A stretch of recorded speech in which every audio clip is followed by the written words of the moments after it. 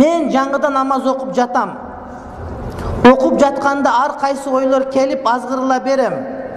Бул шайтанбы, кээде өзүм таң кала берем. Же менде жин барбы деп ушуга кененирээк токтолсоңор дейт.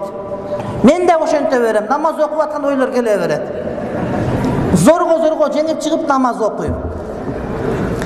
Жоголуп кеткен нерсе намаз окуп атканда келет. Бирөөлөрдөн карыз алгансың, карызды унутуп каласың, намаз окуп алсаң бүт ошо эсиңе келет ушулардын бардыгы. Мынча сом карыз, мынча рубль карызмын деп.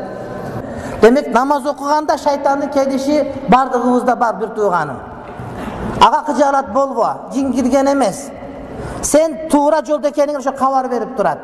Эгер намазың ката болсо, шайтан сага келбейт эле.